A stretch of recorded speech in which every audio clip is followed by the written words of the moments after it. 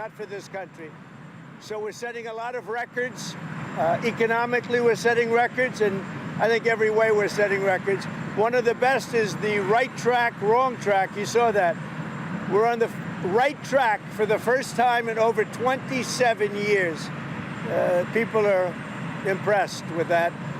The other thing is the feeling about our country. The feeling is great. It's up 48% on feeling on business.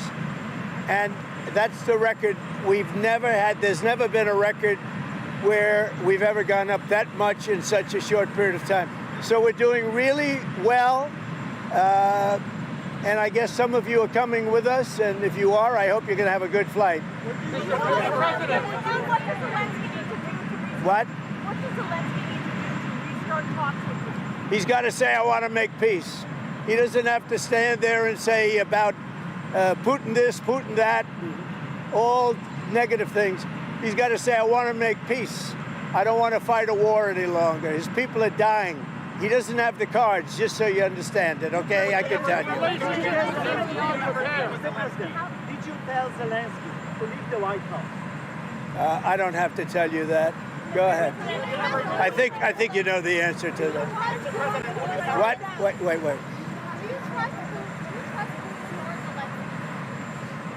Look, I don't trust or distrust anybody. I just want to get a deal done. And if the deal happens, good.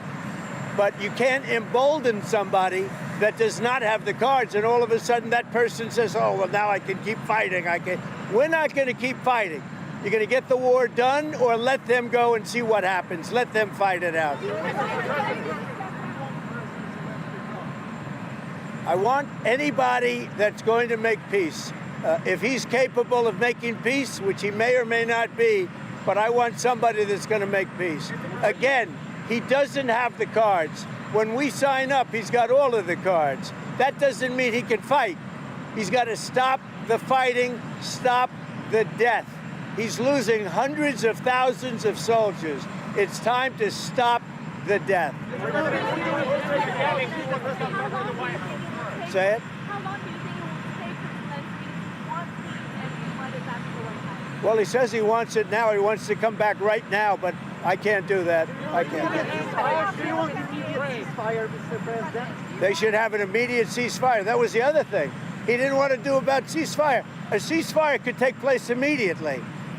A contract, if you want to end the war, you sign up an agreement. That's going to take a period of time. It takes time. I want it to end immediately.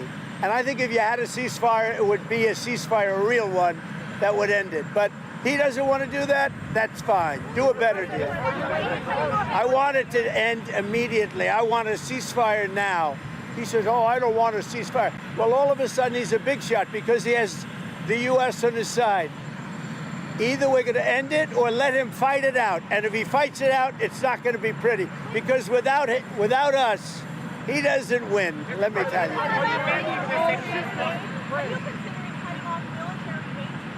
It doesn't matter what I'm considering. I'm just telling you. You saw what I saw today. That was not a man that wanted to make peace. And I'm only interested if he wants to end the bloodshed. Thank you very much, everybody.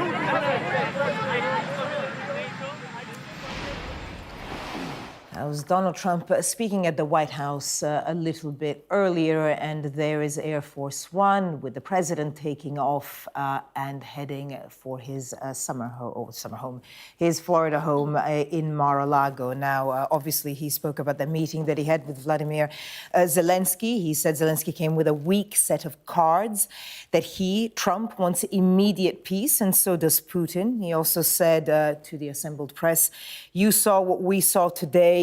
He wants to continue fighting. He also mentioned that it was time to stop the death and that Zelenskyy wanted to come back to talk, but he couldn't come back now. And that what Zelenskyy has to say is that I want to make peace instead of bad-mouthing Putin. That you can't embolden someone who doesn't have any cards. And I want anyone capable of making peace. So those are the comments from Donald Trump.